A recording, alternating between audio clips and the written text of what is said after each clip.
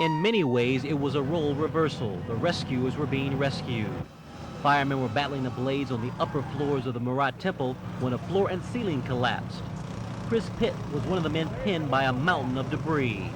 Firemen executed a dramatic maneuver first to free him, then lowered him down to safety on a stretcher using an extended ladder that reached right up to the window. Okay, everybody go down on the knee on the deck. Some of you pass underneath as it comes out. Go easy now, easy.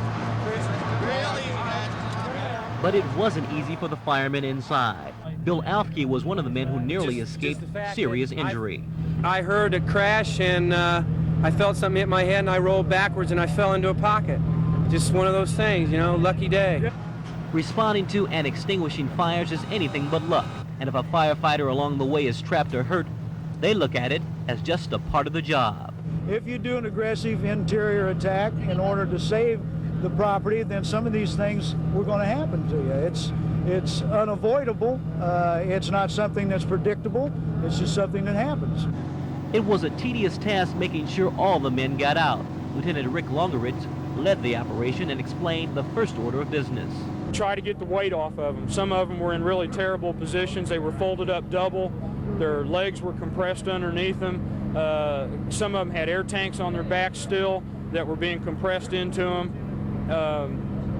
You know, in some ways that may have helped, in some ways it probably made it tougher. All the firemen are like family. When one hurts, they all hurt. It is a fraternity where they support each other physically and emotionally. However, the immediate family, the wives and children, are severely stressed by events like today. It's just unbelievable. It's really scary. I was just on my way down to visit my husband and this happened. And then when you get here and you don't know if your husband's okay, it's very scary.